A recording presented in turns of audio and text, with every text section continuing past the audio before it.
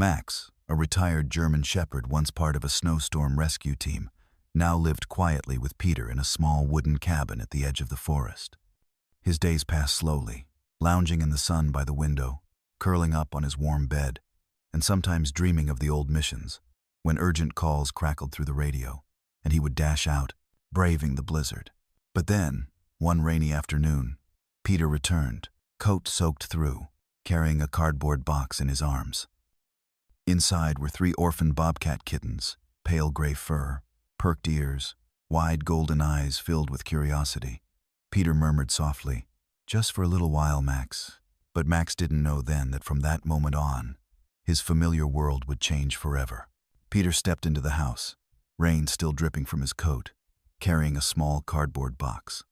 Max sprang up from his bed by the window, ears perked, eyes locked on his owner. Gently, Peter set the box down on the floor and slowly lifted the lid. 3 pairs of golden eyes glimmered in the dim light. "Max, this is Bramble, Pounce, Willow," Peter murmured, his voice tinged with hesitation. Inside the box were 3 tiny bobcat kittens, gray-striped fur, sharp black-tipped ears, small bodies but eyes brimming with untamed instinct. Max took a cautious step back, a low rumble rising in his throat, not anger, but alertness, the same instinct that had once guided him through forest patrols, where every strange footprint could signal danger. Peter reached down, gently scratching Max's head. "Just for a little while, old friend. They'll only be here a few days." But Max wasn't so sure. He settled back down near the window, eyes never leaving the small, wary creatures as they cautiously crept out of the box. That first night, Max didn't sleep. Moonlight flickered across the cold wooden floor. The 3 bobcat kittens curled up in an old blanket Peter had laid out, occasionally letting out tiny chirps, their tails flicking. Max lay just a few paces away, eyes wide open, breathing steady but vigilant, as if every sense had snapped back to the golden days when he was a warrior, a protector, a dog that knew no fear. Inside Max's chest, an unfamiliar feeling began to stir. This was his home, his territory. Yet now, with these 3 strange little shadows, everything felt unsettled. And deep down, Max understood from now on there would be no more perfectly quiet nights. A week passed, then 2. Peter no longer mentioned anything about just temporary. Max quietly watched the shifts happening inside the little cabin he had long considered his private domain. Bramble, the largest of the kittens, quickly claimed the feeding area. Whenever Peter set down the food bowls, Bramble was always the first to approach, nudging Max's bowl aside toward the far corner. Max, long used to yielding after years of living alongside Peter and his ex-wife, silently stepped back, retreating to the edge of the room without protest. Pounce discovered the window-side sofa, the spot where Max used to lounge for hours, feeling the breeze, watching the autumn leaves fall outside. Now, each afternoon, the small bobcat would leap up, curl into a tight ball, tail wrapped neatly over his nose, as if it had always been his spot. Max approached a few times, but Pounce's sharp, mischievous gaze stopped him cold. Eventually, Max would turn away and lie down on the cold wooden floor.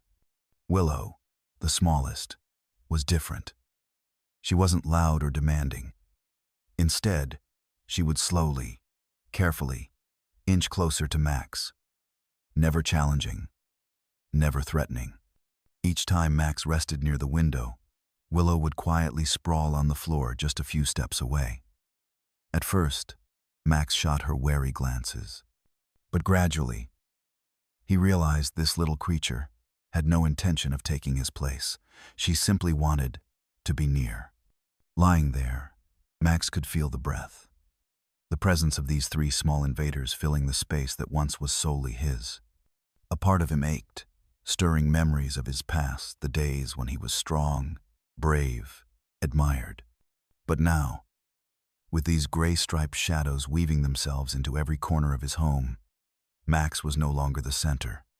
He began to understand. Being invaded doesn't always come with teeth or claws. Sometimes, it arrives slowly, persistently, seeping into the quiet spaces of your life, until one day, you realize everything has quietly changed. Peter sat down beside Max, his hand gently stroking the thick fur along the dog's back. "We need to help you find yourself again, old friend," he murmured softly. He looked at Max's ears drooping, body curled tightly, eyes turning away every time Bramble came too close. The next day, Peter took Max outside. They walked along the narrow trail by the woods and then turned into a bustling park. Max moved slowly, each step hesitant, his tail tucked, ears slightly flattened whenever another dog rushed past. But Peter remained patient. They stopped in front of a large mirror outside a shop near the park. "Look, Max," Peter said quietly. Reflected in the glass was a German shepherd who once stood proud, once braved blizzards to save lives. All Max needed now was a reminder. He was still that dog. At the park, Max met Atlas, an older dog, his fur peppered with silver, his movements slow but his head held high, eyes sharp and clear. Atlas approached calmly, without barking, without growling, just standing tall, his presence quiet but commanding. Max instinctively took a step back, but Atlas gave only a slight nod.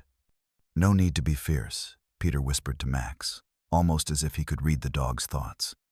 "You just need to know who you are."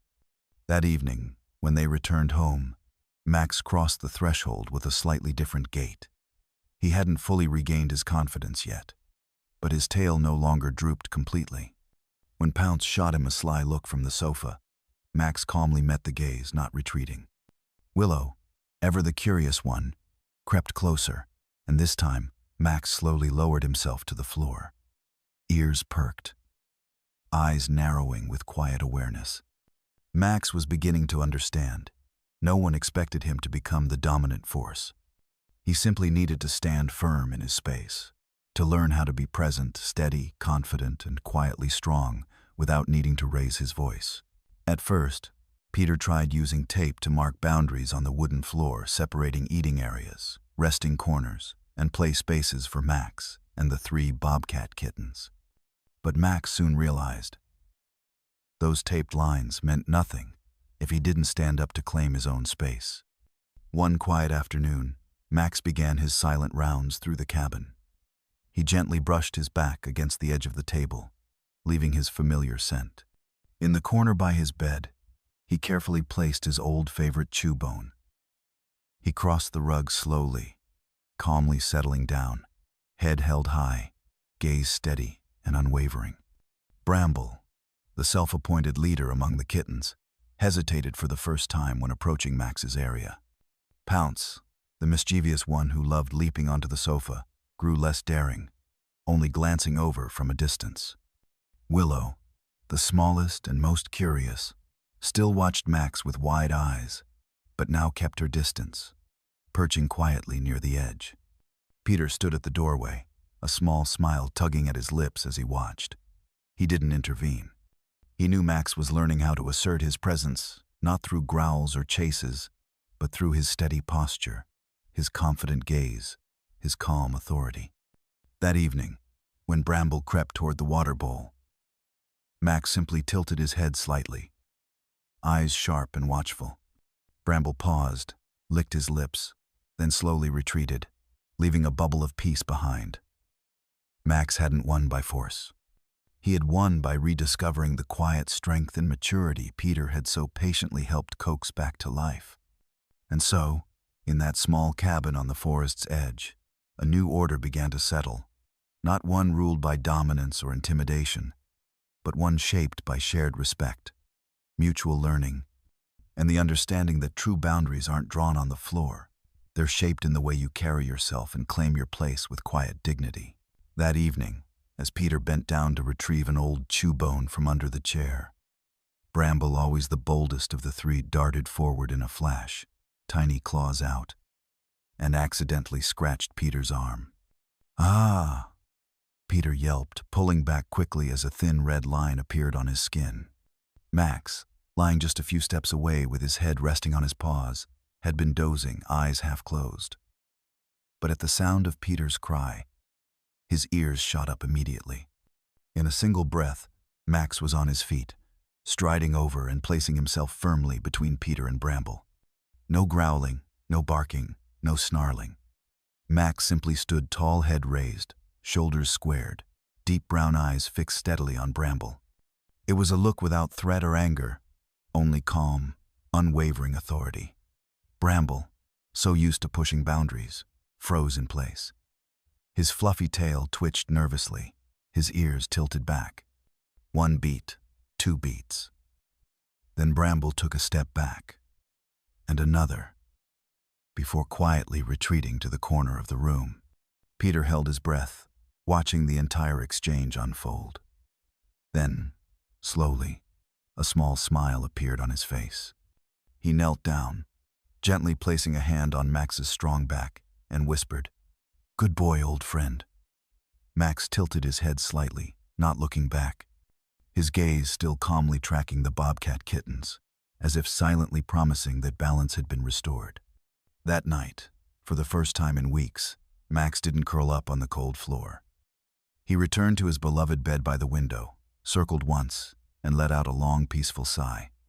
And from across the room, little Willow peeked over, her golden eyes wide and glimmering as if, in her tiny, wild heart, she had just witnessed something profound. That true strength doesn't come from claws or teeth, but from quiet, steady presence and unshakable confidence. Peter sat at the table, fingertips brushing over a stack of papers, his gaze distant as he watched the 3 Bobcat Kittens playing in the yard. Bramble, now tall and strong, leapt effortlessly over the low stone wall. Pounce crouched, stalking each falling leaf with intense focus, and little Willow, the smallest, lay curled under a patch of sunlight, her tail flicking softly. Peter exhaled slowly. He knew. The time had come. These wild souls could not stay in a wooden cabin forever. They needed the forest, the freedom, the boundless space to grow into their true, untamed selves. At Peter's feet, Max lifted his head, sensing the weight of the moment as if he too understood. That day, Peter carefully loaded 3 transport crates into the back of the car. Bramble hissed in protest, Pounce growled in disapproval, but Willow remained calm, her amber eyes wide, quietly observing every movement. Max sat in the passenger seat, ears slightly drooped, his deep eyes filled with quiet sorrow. The sanctuary lay nestled along the mountainside, a vast stretch of forest where wild creatures could roam freely, protected yet unconfined. When the crates were opened, Bramble was the first to dash out, not once looking back as he disappeared into the dense underbrush. Pounce followed, swift and watchful, darting into the shadows. Willow was the last. She stepped out slowly, her small paws pressing into the thick grass. For a moment, she paused, turning back to glance at Max. And in that brief, silent exchange, their eyes met a tender gaze that needed no words, no sound, only a quiet, profound thank you. Max stood still, no bark, no whimper, just a gentle nod, like an old soldier sending off young companions to the wild unknown. And then, with a light, graceful leap, Willow vanished into the vast green world. The little wooden cabin had returned to its old quiet. No more soft paw steps of Pounce sneaking around the kitchen. No more Willow curled lazily in the sunlit corner of the porch. No more Bramble hissing playfully as he fought for the best spot on the chair. Only Max remained, stretched out on his familiar bed, head resting on the edge, gazing out the window where the last autumn leaves drifted gently to the ground. Peter moved silently in the kitchen, making a cup of tea, his eyes occasionally drifting to Max. He knew exactly what his old friend was feeling. After so many years as companions, Peter could read every glance, every breath, every small flick of Max's tail. And then, the phone rang, cutting through the peaceful air. "This is Peter," he answered. On the other end, a familiar voice from the rescue center spoke. "Peter, we've just taken in a stray puppy. He's very young, scared, and needs a foster home. Can you help?" Peter turned to look at Max. Their eyes met the deep, calm gaze of an old soul who had lived a life of adventure and protection. now settled into peaceful days, but unafraid to face something new. Max didn't flatten his ears or lower his head. Instead, he lifted his chin slightly. His tail gave a small wag, and his eyes shimmered with a quiet, gentle spark. Peter smiled softly. "We'll come," he said. That afternoon, Peter carried the tiny, rain-soaked puppy across the threshold. The little creature trembled, wide eyes darting nervously around the unfamiliar space. Max stepped forward, slow and steady. No bark, no growl, just a calm, quiet presence. Then, Max tilted his head, lowered it gently, and brought his nose close. A new beginning had arrived, not about guarding territory, but about welcoming, guiding, and sharing warmth once more. Max led the little puppy through the wooden cabin like an old, seasoned host. There was no growling, no possessive stance, no display of dominance from a veteran. Max simply moved slowly, head lowered just enough, occasionally pausing by the window, the rug, the water bowl, as if to say, "Here, this is safe. Here, this belongs to us." The puppy, with soft, floppy fur and round black eyes like little seeds, trembled slightly as it followed close behind. These were its first steps in an unfamiliar home, its first breaths touching the air filled with the scent of wood, tea, and melting snow outside. And ahead of it, steady and sure, was Max's broad, dependable back. As night fell, Peter sat quietly by the window, the soft glow of a yellow lamp spilling over the wooden floor, watching the two shapes curled together. Max lay on his familiar bed, no longer stretched out to claim it all, but gently leaving space on one side. The puppy nestled in, its small, shivering body slowly relaxing into steady, peaceful breaths. Peter smiled softly. He understood that Max had completed a full circle in his life. From the brave dog of the snowy fields to the anxious guardian who once feared losing his place, Max had learned to stand firm again, to reclaim his confidence, and most importantly, to share not out of fear, but from quiet strength. Now, Max had become a silent teacher. He didn't instruct with barks or commands, but with his very presence, calm, grounded, and strong enough to make room for another. Peter whispered gently, "Well done, old friend." And outside the window, the winter wind swept past, carrying with it an odd, gentle warmth, as if the little cabin was holding in its walls a timeless story, a quiet tale of strength, trust, and the gift of passing it on.